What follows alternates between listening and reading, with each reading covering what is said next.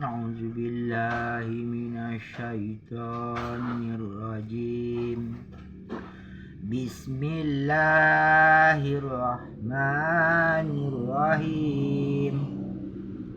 Alhamdulillah, kita lanjutkan dengan amalan berikutnya. Taklim rumah.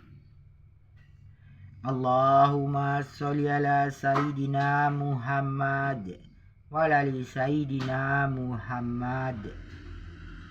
Assalamualaikum warahmatullahi wabarakatuh. Pentingnya sholat. Orang-orang yang masuk surga tanpa hisab. Sayyidatina Asma radhiyallahu anha berkata, aku mendengar baginda Rasulullah sallallahu alaihi wasallam bersabda, pada hari kiamat semua orang akan dikumpulkan di suatu tempat. Suara yang diumumkan oleh malaikat pasti akan terdengar oleh semua orang. Malaikat mengumumkan, di manakah orang yang selalu mengingat dan memuji Allah Subhanahu wa ta'ala dalam keadaan senang atau susah. Mendengar pengumuman itu, sekelompok manusia berdiri dan masuk surga tanpa hisab. Lalu malaikat akan mengumumkan lagi, di manakah orang yang sibuk beribadah pada malam hari dan menjauhkan diri dari tempat tidurnya. Sekelompok manusia bangun dan masuk surga tanpa hisab. Kemudian malaikat mengumumkan lagi, di manakah orang yang perdagangan dan jual belinya tidak melalaikannya dari mengingat Allah Subhanahu wa ta'ala. Kemudian sekelompok manusia bangun dan masuk surga tanpa hisab. Kisah ini juga diriwayatkan dalam hadis lain dengan tambahan bahwa akan diumumkan penduduk masyar akan melihat siapakah orang yang mulia. Kemudian akan diumumkan lagi, mereka adalah orang yang kesibukan perdagangannya tidak menghalangi dia dari mengingat Allah Subhanahu wa ta'ala dan dari mendirikan sholat. Dari kitab Durul Mansur, Syekh Nashar Samargandi rahmatullah alaih juga menulis hadis ini dalam kitab Tanbihul Ghafilin.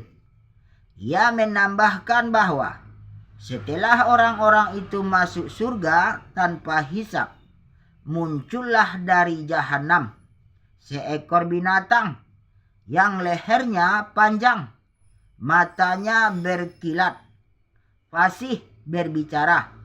Lalu binatang itu melompat ke arah manusia sambil berkata, aku diperintah untuk mengambil orang-orang yang sombong dan buruk akhlaknya. Kemudian binatang itu mematuk sekelompok manusia seperti seekor binatang mematuk biji-bijian, lalu melempar mereka ke neraka. Selanjutnya ia keluar lagi dan berkata, kini aku diutus kepada setiap orang yang membuat Allah Subhanahu wa ta'ala dan Rasulnya murka.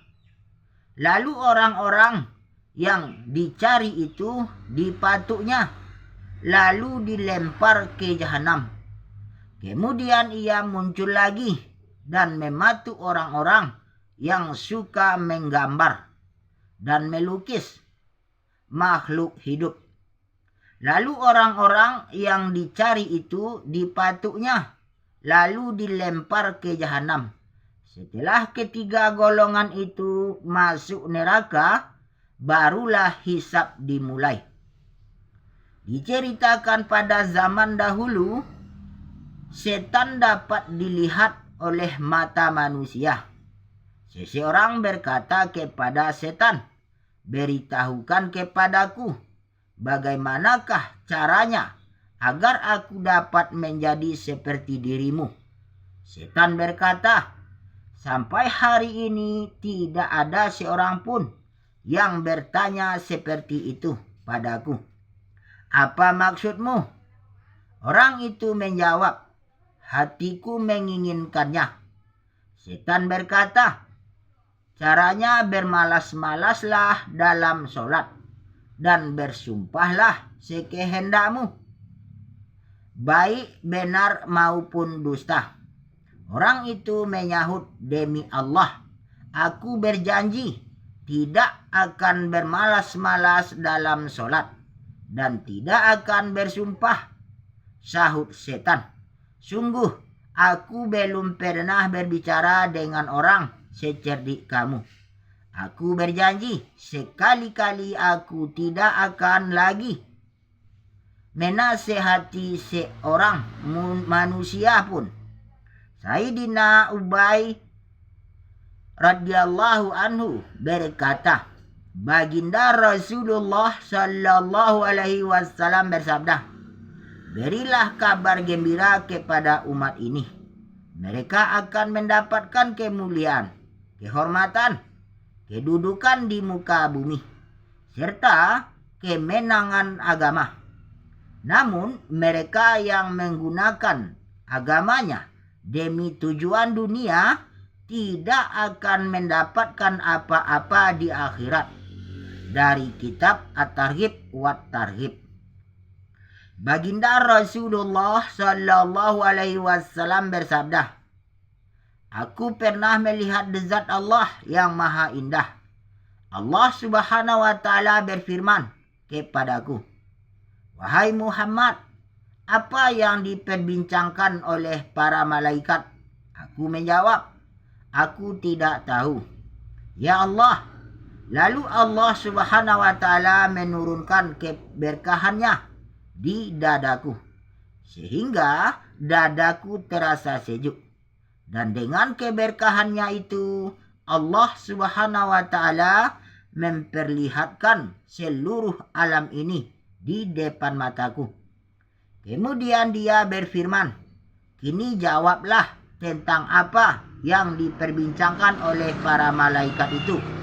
Aku menjawab, 'Mereka berbincang-bincang tentang hal-hal yang meninggikan derajat, hal-hal yang menghilangkan dosa, pahala bagi setiap langkah kaki yang menuju masjid, untuk sholat berjamaah, pahala berwudu dengan sempurna pada musim dingin, dan pahala menunggu di antara dua waktu sholat.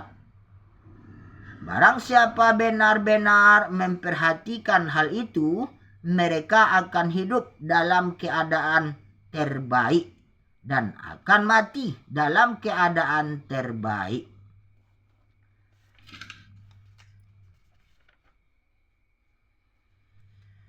Alhamdulillah, demikianlah beberapa hadis yang telah kita baca